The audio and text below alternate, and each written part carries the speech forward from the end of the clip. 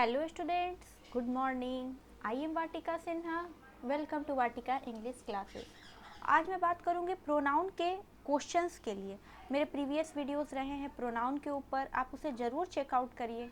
उसमें मैंने बात कही है, काफ़ी बेसिक से स्टार्ट किया है, एज वेल एज मैंने जो हाई लेवल के क्वेश्चन आते हैं जो एग्ज़ाम में, उसका फॉर्मेट क्या होता है, उसके रूल्स क्या होते हैं, रेगुलेशंस क्या होते हैं, उस पर मैंने बात की है. आज देखते हैं क्वेश्चंस के लिए कि बेसिकली आप पढ़ तो लिए, समझ लिए, लेकिन क्वेश्चंस किस तरह से हैंडल करेंगे.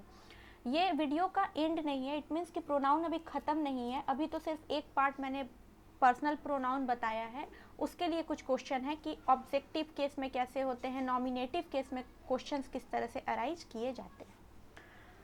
वो चार्ट आप ज़रूर देखिएगा जिसमें नॉमिनेटिव केस और ऑब्जेक्टिव केस की मैंने बात कही थी. मैं उसके लिंक इसके डिस्क्रिप्शन बॉक्स में ज़रूर मेंशन कर दूंगी. वो बहुत इंपॉर्टेंट चार्ट है, आप उसे देखिए. उसका पीडीएफ मैंने इसीलिए बनाया था ताकि आप लोग उसे याद करिए, समझिए. देखते हैं first question. Where are blank going Rohan. अगर हम बात करें कि रोहन कहाँ जा रहा है, अगर हम रोहन से पूछते हैं, कोई लड़का है, तो वेयर आर ही नहीं होगा, वेयर आर सी नहीं होगा. सवाल होता है होगा क्या, प्रोनाउन ही होगा, बट प्रोनाउन में कौन सा प्रोनाउन होगा, ऑब्जेक्टिव प्रोनाउन होगा या फिर नॉमिनेटिव होगा, पॉजिटिव होगा, किस तरह से यूज होगा.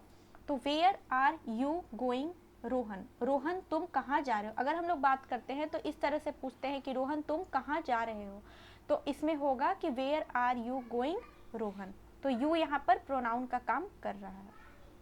Second question. Some boys are not industrious, they are lazy. यहाँ पर क्या लगेगा, ब्लैंक दिया है, इसमें दे लगेगा. कैसे लगेगा मैं बताती हूँ. कुछ लड़के जो है वो इंडस्ट्रियस नहीं है. सबसे पहली बात, इंडस्ट्रियस का मतलब होता है हार्ड वर्किंग, जिसको मेहनती कहते हैं. उससे हम लोग, इसका साइनोनिम होता है, हार्ड वर्क का साइनोनिम होता है इंडस्ट्रियस. साइनोनिम एंटोनिम पढ़ना बहुत ज़रूरी है. कोई भी बेसिक एग्जाम हो, एकेडमिक्स हो या कॉम्पिटिटिव हो, साइनोनिम्स एंटोनिम्स जरूर आते हैं. तो इंडस्ट्रियस, कुछ लड़के मेहनती नहीं है, वो क्या है, लेजी हैं, आलसी हैं. तो यहाँ पर बॉयज़ है, बॉयज़ इट मीन्स कि प्लूरल है. अगर यहाँ पे होता, कोई लड़के की बात होती, तो यहाँ पे हम सिंगुलर रख सकते थे, लेकिन क्वेश्चन में ही सम बॉयज़ है, मतलब कि हम लोग प्लूरल की बात कर रहे हैं. प्लूरल की जब बात करेंगे तो यहाँ पर दे का यूज़ होगा. Third question. This pencil is broken, is of no use. यह पेंसिल जो है वो टूटी हुई है, कोई यूज नहीं है. ध्यान दीजिएगा, यहाँ पर दिस लगा है. दिस का मतलब आप लोगों को पता होगा, दिस डैट सिंगुलर के लिए यूज होता है, इसी का प्लूरल हो जाता है दीज दोज. तो अगर हम लोग दिस पेंसिल कह रहे हैं, एक पेंसिल की बात करें, वो टूटी हुई है, उसका कोई यूज नहीं है, तो it is of no use. अगर एक पेंसिल टूटी है तो इट जो होता है वो सिंगुलर होता है. आप लोगों को पता होगा, इट जो होता है वो थर्ड पर्सन होता है. He she it name they use होता है. तो इट जो होता है वो थर्ड पर्सन के लिए यूज होता है. ऑब्जेक्ट के लिए होता है, मतलब कि वो नॉन लिविंग के लिए बेसिकली यूज होता है. इसीलिए यहाँ पे नॉन लिविंग है पेंसिल, तो it is of no use. Fourth question हम लोगों का ये है. It was blank who saved us. It was he भी हो सकता है, सी भी हो सकता है. वो था जिसने हमें बचाया, तो वह था, वो एक लड़का था या लड़की थी जिसने हमें बचाया. But in the common sense के लिए हम लोग यूज़ करने में जनरली ऑप्शन में ही लगाते हैं, मैस्कुलिन जेंडर का यूज़ करते हैं थ्रू आउट ग्रामर में. लेकिन अगर ऑप्शन सी भी देता है तो वो भी सही है.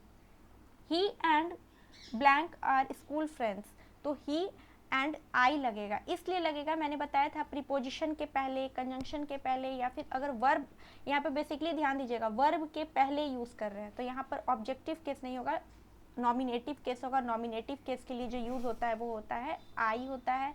या फिर मी नहीं लिखिएगा, he and me are school friends नहीं होगा, he and she are school friends, he and I are school friends, इस तरह से यूज़ होगा. Nobody but blank was present. कोई नहीं बट कोई प्रेजेंट था. nobody यहाँ पर लग गया, nobody का मतलब कोई नहीं, बट he was present, कोई नहीं था लेकिन वो अकेला एक प्रेजेंट था. तो यहाँ द कभी भी दे नहीं लग सकता है क्योंकि was यूज हुआ है, और was हमेशा सिंगुलर के लिए जाता है. तो यहाँ पर he हो सकता है या सी हो सकता है. Next question. I know it was, मुझे पता है यहाँ पर कौन था. तो आई नो इट वॉज ही और सी दोनों हो सकता है. यहाँ पर फिर से दे नहीं होगा. Blank is certain that you are wrong. कुछ यहाँ पर सर्टेन था, सर्टेन का मतलब होता है निश्चित था कि तुम गलत थे, इस तरह से यूज होता है। तो इट इज सर्टेन, जैसा कि मैंने बताया नॉन लिविंग के लिए ये पक्का था, निश्चित था कि तुम गलत थे, तो इट यहाँ पर जाएगा।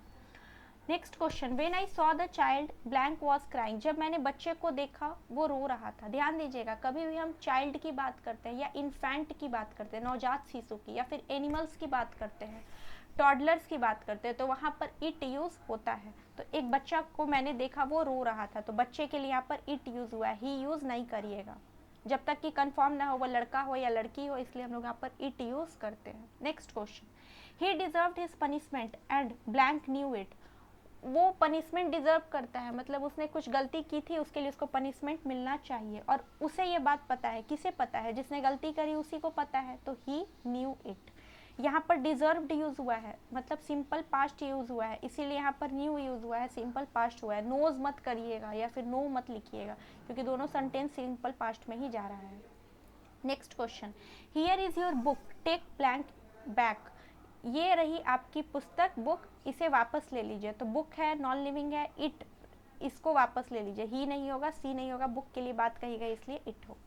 Next question, Anamika is a good girl teachers appreciate, Anamika अच्छी लड़की है, टीचर्स इसको अप्रिशिएट करते हैं, इसकी बड़ाई करते हैं। तो टीचर्स यहाँ पर प्लूरल है, इसके थ्रू प्लूरल है, इसलिए नाउन जो है वहाँ पर सिंगुलर के रूप में काम कर रहा है, नाउन प्लूरल के रूप में काम कर रहा है। अगर हम लोग यहाँ पर टीचर लिखते तो यहाँ अप्रिशिएट्स यूज होता, लेकिन टीचर्स है तो अप्रिशिएट होगा।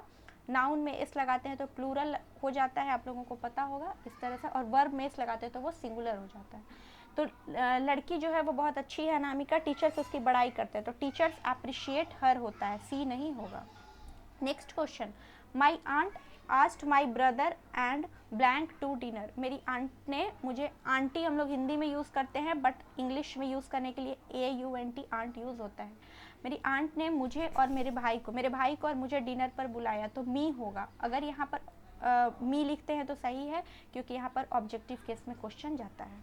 Next question, you and blank must mend your ways, you and blank, कोई किसी के बारे में हम कह रहे हैं, ही कह रहे हैं या सी कह रहे हैं, उन लोगों को अपनी गलतियां सुधारनी चाहिए, मतलब अपने चीज़ों को सुधारना चाहिए। मेंड का मतलब होता है सुधार करना, जैसे हम लोग अमेंडमेंट कहते हैं, किसी बिल के बारे में कहते हैं सुधार करना, तो मेंड का मतलब होता है गलतियां को सुधारना। तो यू एंड ही होगा, यू एंड हिम नहीं लिखिएगा, यू एंड ही होगा।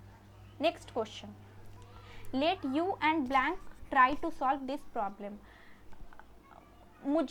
तुमको और मुझे, मतलब तुम्हारे बारे में और मेरे बारे में कहा जा रहा है कि हम लोगों को प्रॉब्लम सॉल्व करने की कोशिश करनी चाहिए, यानी करने दो। लेट यूज हुआ है, यहाँ पर मी हुआ है। अब आप लोगों को दो बातें लगेंगी, पहली बात यू एंड ही मैंने बताया, मस्ट मेंड योर वेज, और दूसरे में मैंने you and me try to solve बताया, यहाँ पर आई नहीं बताया। उसका रीज़न ये है कि जब इस सब्जेक्ट के पहले लेट लगा, ध्यान दीजिएगा, जब सब्जेक्ट के पहले लेट लगा, इसकी वजह से आने वाला जो प्रोनाउन होगा वो ऑब्जेक्टिव केस में काम करेगा, और यहाँ पर इसके पहले सब्जेक्ट के कुछ नहीं लगा है, ये ब्लैंक है, कुछ नहीं लगा है, इसलिए यहाँ पर ऑब्जेक्टिव केस में नहीं जाके नॉमिनेटिव केस में जाएगा।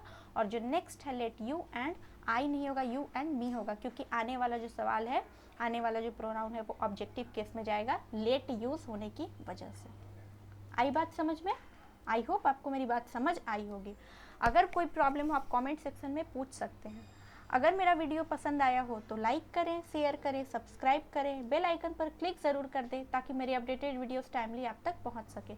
ये वीडियो बस यहीं तक था। 15 क्वेश्चन को मैंने इसमें रखा है ताकि क्वेश्चंस को आप समझ सके। आने वाले वीडियोस होंगे रूल्स के ऊपर होंगे, एज वेल एज क्वेश्चंस के ऊपर होंगे, ताकि आप सारे टॉपिक्स को अच्छे से क्लियर कर लीजिए। आपके कन्वीनियंट के लिए मैंने क्वेश्चन बनाया है ताकि जो भी आपको समझ ना आया हो वो इसमें प्रॉब्लम सॉल्व हो जाए। मैं मिलती हूँ आपको मेरे नेक्स्ट वीडियो में, तब तक अपना ध्यान रखें। Thank you so much.